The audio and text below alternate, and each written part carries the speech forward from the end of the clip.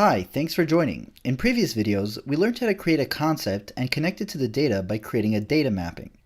In this video, we will see how we can generate multiple concepts and mappings in a few simple steps using Timber's automation wizard. So let's begin. We'll start with a new data model, a blank canvas, which has only the core ontology concept thing. We'll click on the Create button and choose Concepts from Data Sources. In the Concept Creation Wizard, we'll begin by selecting the schemas and tables from the data source that we'd like to use to create the data model.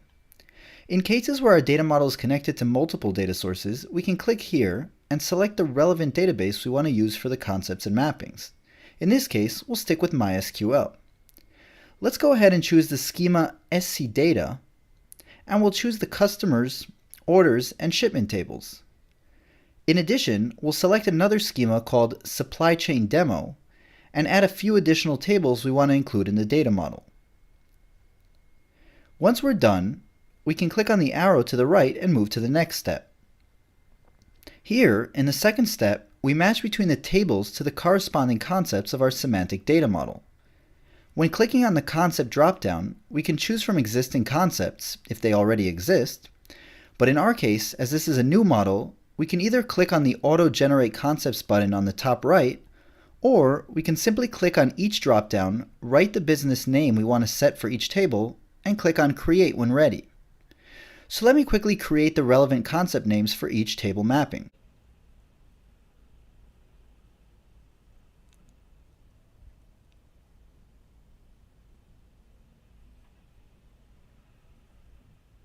Great! At this point, we can name the mapping for each concept, or leave it as is and have Timber automatically generate an appropriate mapping name. We can also choose to map only distinct values from the tables for a given concept by simply switching the toggle on. Next to that, we can add filters to the data that will be mapped to the concepts. Lastly, at this point, we can click on the trash can to remove any unwanted concepts we may have chosen in the previous step. Once done, we'll click on the arrow to continue to the next step. In the third step, we dive into the table columns which we set as properties of the business concepts. Each property represents a column of a table or multiple tables if they share the same name. We can see those properties under the property name column. To the left of each property, we can find the source table where the property is coming from. To the right of the properties, we can see the data types as they exist in the table. Both the property names and data types can be changed as we'd like. Finally, in the column all the way to the right, we can see which concept or concepts will contain each property. For example, we can see the property customer ID, and it's currently set as string. Let's change it to an integer. We can also see that the property customer ID is already associated with the customer, order, and shipment concepts. Here too, we can edit and decide that we'd like to have the property removed from any of the concepts. To the right of each property, we can click to fetch 50 rows of sample data to see the data of each property.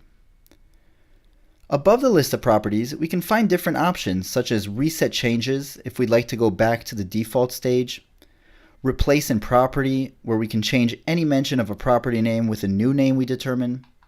We can also see cast all property types, which will automatically cast the property type for all invalid properties. It's worth mentioning that Timber's data models have validations to make sure we don't have the same property name with different data types across the model. Lastly, we have filter invalid properties, which will filter the properties showing only the invalid ones so we can address them easily. In our case, we will leave the properties as is and move to the next step by clicking the arrow.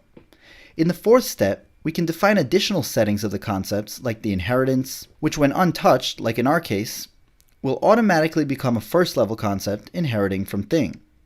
We can also choose the entity label of a given concept. We can add a description if we want to provide additional information about the concept to our consumers.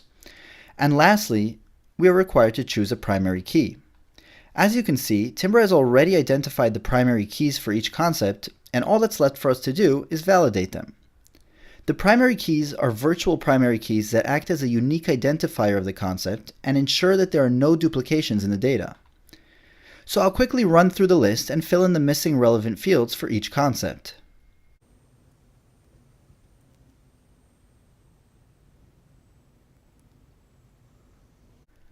Once we're done selecting our concept's information, we'll click on the arrow to enter our last and final step. Here, in the fifth step, we can see an overview of what we're about to generate. Above, we can see a summary of what we're about to create. In this example, we can see that there are 8 concepts. We can click on any concept and see exactly what table is assigned to the concept, who the concept inherits from, what the primary key and entity label of the concept are, and what properties are assigned to the concept. If we notice any changes we'd like to make at this stage, we can always click on the arrow to the left and return back to the previous step. We can also remove a concept entirely by clicking on the trash can. In this case, let's continue with our 8 concepts. When ready, we click on the Run button. But before running, if we look at the Create Concepts and Create Mappings below, we can see that both are showing 0 out of 8 at the moment, as we haven't clicked Run yet. At this point, we can also choose to run only one of the steps by hovering over the Create Concepts or the Create Mappings, and to the right, we can click on Run this step only, which would only run the selected action. It's important to mention that creating mappings at this point without creating the concepts first would only work in cases where we have pre-existing concepts in the data model.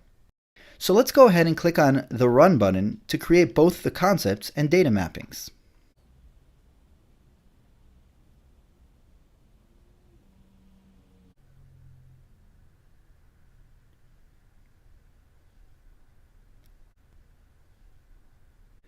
And there it is. We now see the concepts we just created.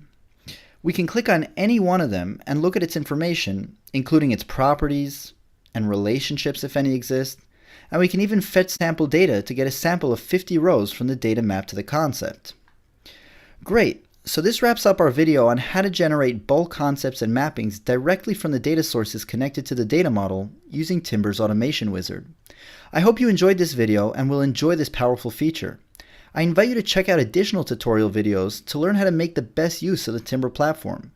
We'll see you in the next videos. Thanks for watching and have a great day.